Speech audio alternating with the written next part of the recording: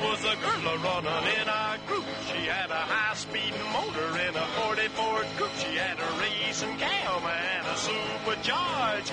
Look at Buddy, hot rod and large. She's a hot rod.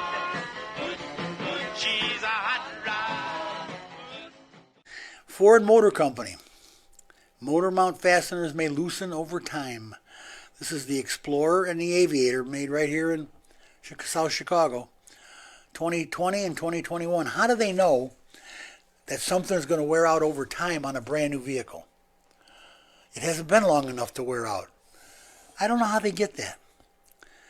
Oh well. The telltale lights on a Cadillac Escalade 2021 are not working right. That's the, check engine, check air, check oil, check your mother-in-law next to you. Whatever. Back seat, check the back seat for a mother-in-law. All right. General Motors. Front center seat belts may not be secured. That's real nice. What is the sense of having a damn seat belt on if it's not bolted to anything, Eric? What good does that do you? Absolutely nothing. This is the Silverado, the Tahoe, the Sierra, the Yukon.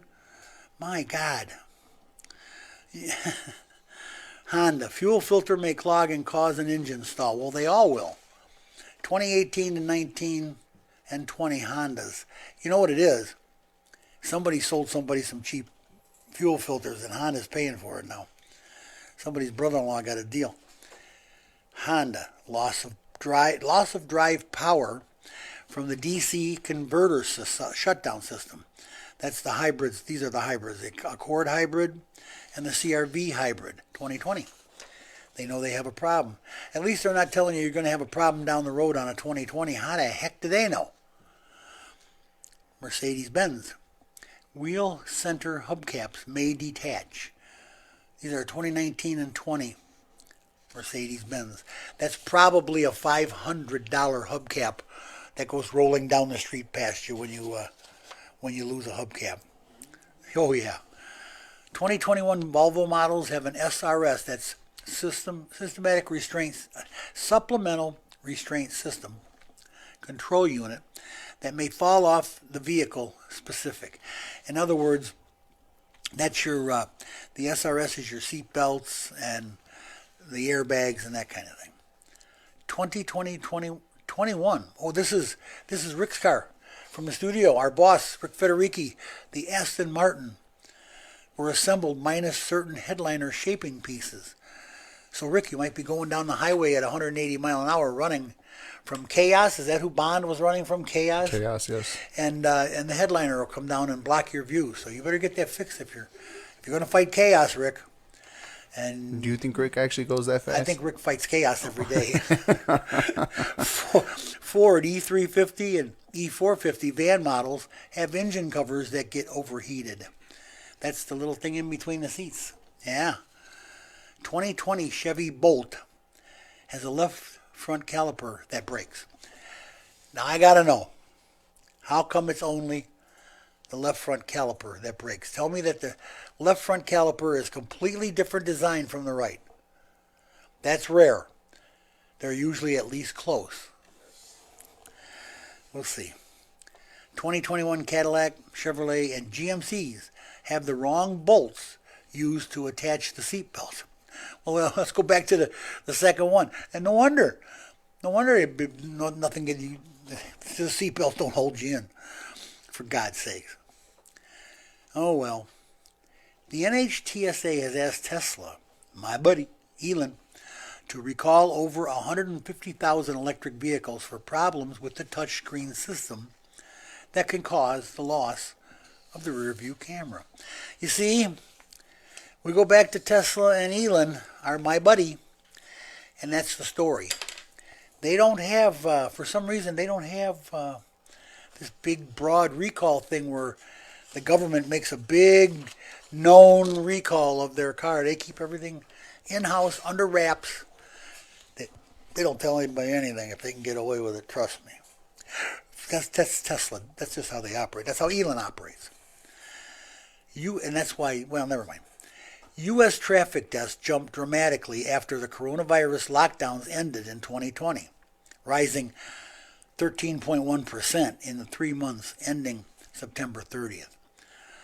That's the highest rate since 2005, despite a decline in driving, auto safety regulators said on Wednesday. You know, you knew that was going to happen. Come on. And nobody's been driving, so boom, everybody gets in the car and they run out and crash each other. In total, 11,260 people died on U.S. roads in the third quarter of 2020, up from the 9,953 in the same period in 2019. The fatality rate jumped to 1.48 deaths per 100 million miles traveled, as vehicle miles traveled declined 14.5%, but from the 2019 levels that they had. So that's just how it is. Hey, boss. On Facebook, Mario actually commented too as well. He has an issue with his Lexus. Apparently, his Lexus is having computer issues. The battery was drained for some reason while I was away for a week. What can I do to fix an issue like this now? It's a 2005 Lexus LX 470. You know, that's going to have to be programmed, no matter what. It's just the way it's going to be. If it went that brain dead, I can't imagine in a week. A week it shouldn't have been that brain dead. There's a short somewhere. There's got to be an electrical problem somewhere. Something drawing that battery dead or something drawing that computer down. I would say get that looked at immediately and then worry about programming. At my shop, we program those. Okay. We have almost all the quality shops now have ability to program certain computers.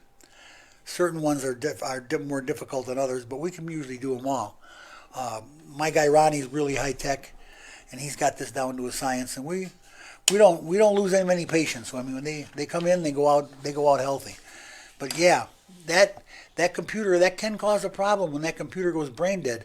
Now, jumping it, if it'll start and run, if you can keep it running, 2-footed if you have to, just keep it running and drive it around the block 3 or 4 or 5 times, you may find that it starts to relearn on its own. And you don't have to have it programmed. You may get away with this. Okay, there's a outside possibility that it could do that. But you're going to have to keep it running and drive it while it learns. It's got to learn the engine habits. It's got to learn the engine running. And once that computer picks up on that, if it's wired that way, if it's that kind of computer, you will have saved the programming fees, which are like $1.50, $150 or $200. I'm not sure. I know it's not cheap, but that's just the worst thing for a vehicle is to let it sit. Somebody should have been out there starting it for them, but a week is not that bad. Yeah, I mean, there's something shorted there. Hey Mario, maybe one of the kids borrowed your car while you were gone. I don't want to know. I don't want to get involved. I mean, hey, now you're starting some rumors here, Yeah, boss. Now you're starting problems. Yeah, I don't want to get involved. That could definitely be a problem for sure. Oh my God. Every week I report to you about another new electric auto platform maker, which is the platform. When we come back, I'm going to tell you all about what's going on with the automotive platform makers that don't have a car.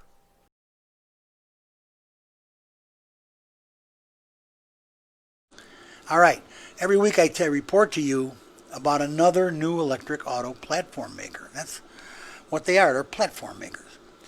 All across the world, wherever new ideas are developed, a better mousetrap, or in this case, a better electric vehicle, is on the design table just waiting to set the auto world on fire. And it is. The problem with the majority of these vehicles is that the designer has no facility to develop and build their own car or truck, let alone mass produce them. I mean, come on, mass produce 2 companies? Ain't going to work.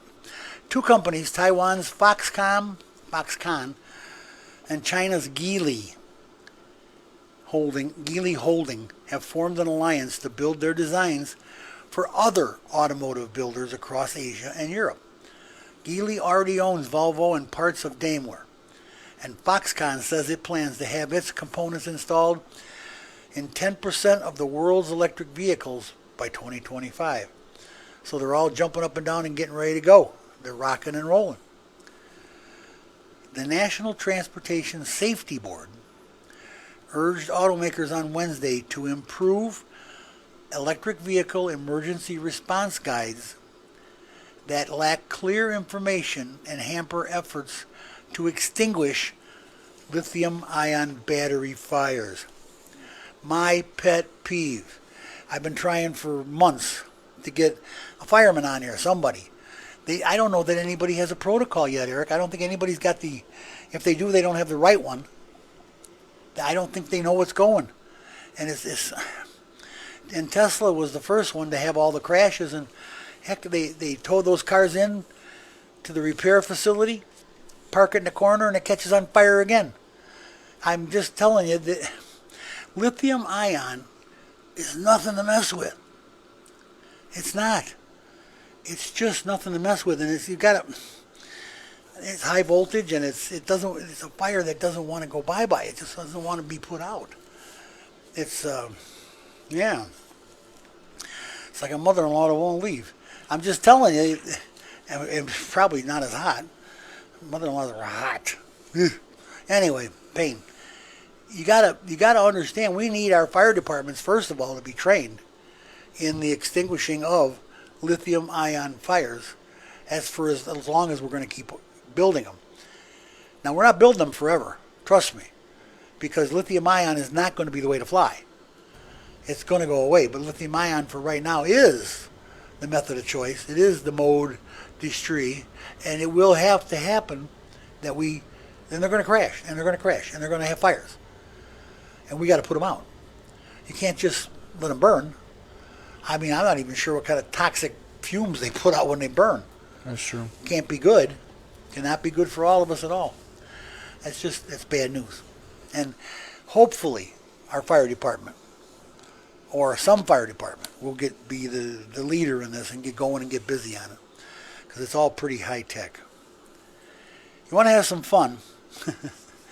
I found an article, and I was reading it, and I kind of went down memory lane with it. I'm sure you will too.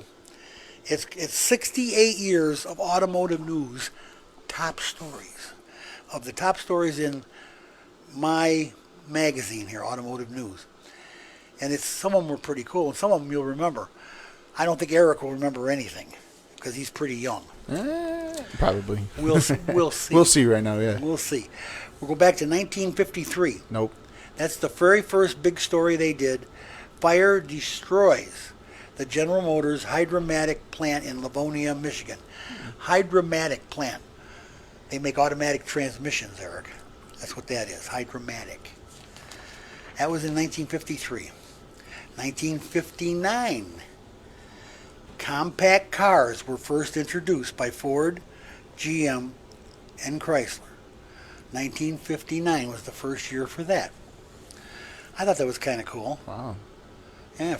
1959? Yeah, really? It was the first subcompact car, compact cars, not sub. Compact cars introduced by Ford Motor Company and GM and Chrysler. This is fun. 1968.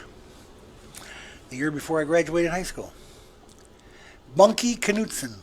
I ran around with a guy named Knudsen. His name was Dan, though, not Bunky.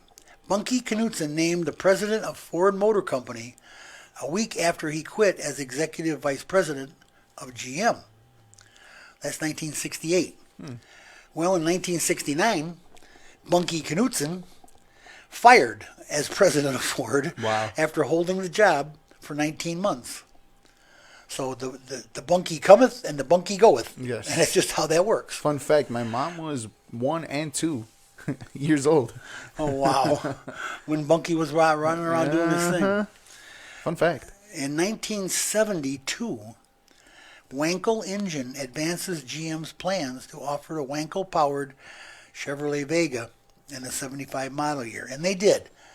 And I worked on them. And they stunk. Oh, they're terrible.